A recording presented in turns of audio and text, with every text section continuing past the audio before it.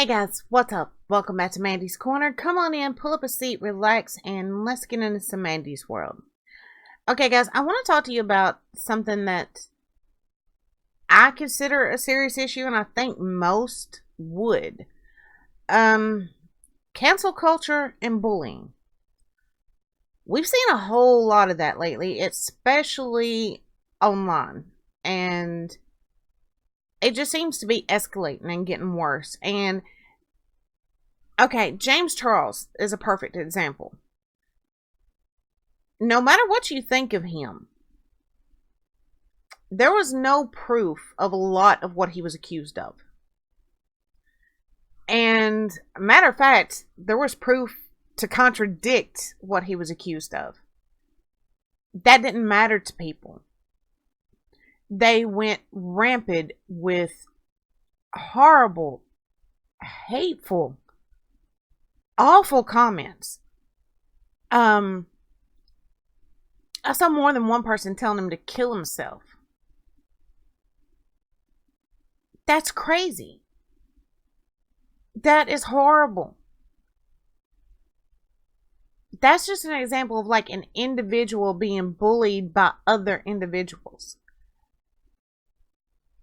Recently in the news, a South Carolina mother was arrested for confronting her 9-year-old's bullies because the school hadn't done anything about it.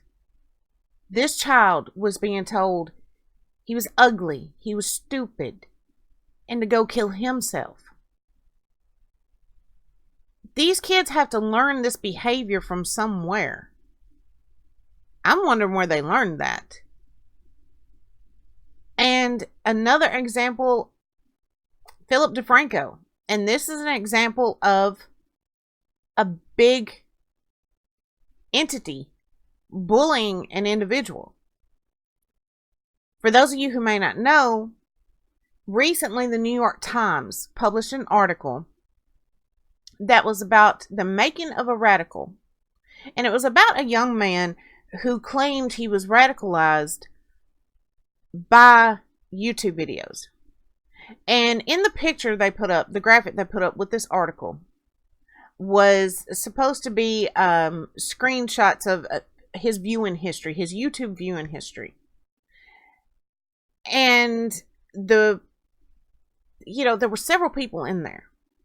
Jimmy Kimmel, Joe Rogan, Philly D.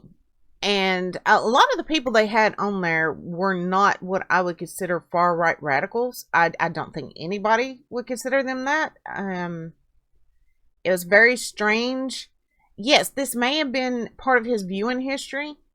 But when you put those people's faces up there with the text that was included, you're basically kind of implying that they are far-right radicals. And Philly D called him out on it. The writer tried to justify it. There's no justification for that. The Times knew exactly what they were doing. The writer knew exactly what they were doing. And so you see all of this going on. And the bad part about it is, though, most of us that are loyal viewers of these people are going to know, hey, that's bull. But people that have maybe never heard of them or never watched them are not going to know that. People that don't know James personally are not going to know that things he was accused of are not true. This poor boy in South Carolina, all he's going to hear in his head for quite a while is all these horrible things that were said to him. And the worst part about it is, like with James, it was like all of his subs dropped. He was canceled. He was canceled like that. The mother in South Carolina, she's basically canceled for defending her child. Philly D, people that don't know that he's not some far-right nut, in their eyes, he's canceled. Bullying and cancel culture seem to go hand in hand, and we seem to be, as a society, entirely too quick to jump on both of those bandwagons. I watched the stuff with James Charles. I watched the comments on his tweets, the comments on his videos. I watched the sub count dropping. And what bothered me is I saw people that just the day before, oh, I love you, I love you, I love you. The next day, go kill yourself. You bastard. No. And then when he comes out with proof that this stuff was not true, then all of a sudden, I knew it all along. I loved you, from the same people that the day before were telling him to kill himself. We are a wishy-washy society. We jump on whatever bandwagon seems to be popular at the time. That's terrifying, y'all. That is absolutely terrifying. Can we not think for ourselves anymore? What is going on? And while a lot of people are going to go, well, it was just YouTube drama. You can't say that for the 9-year-old that has to walk in that school every day and face people calling him horrible things, saying despicable things to him. And yeah, you may say, okay, it's just online.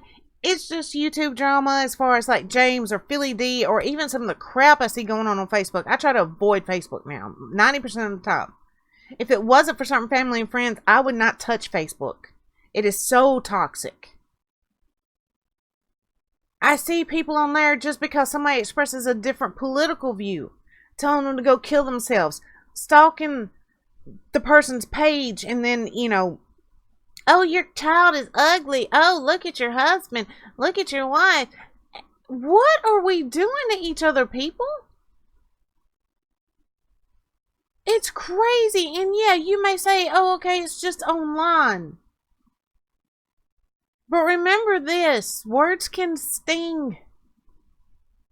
We are far too quick to jump to the nasty comments and canceling people. And the thing is, even if somebody has made a mistake, unless it's something like murder, child molestation, something along those lines, most people can, even if they've done something wrong, they can change. I mean, for God's sake, and I'm not going to say who, but everybody wants to cancel certain YouTubers as well. Certain young 20, 21-year-olds, and they're kids. They still got growing to do. You're really going to cancel a kid? Come on. And it's like our society has become so jaded that we're fine with bullying. Whether it's individuals bullying other individuals, or in Philly D's case, the New York Times bullying him. And on a side note, the whole thing with the Times, you know why they're doing that. The Times has been threatened by YouTubers for quite a while now. Because people like Philly D will present both sides and let you form your own opinion. The Times doesn't want to do that. They want to give you what they want you to believe, and they want to shove it down your throat. They know once we figure out we can get unbiased news from sources other than them, their profits are going to fall. So, hey, let's target YouTube, target individual YouTubers. That's what that whole article was about. I'm sorry, that's exactly what it was about. It was a large entity bullying individuals, using their platform to bully.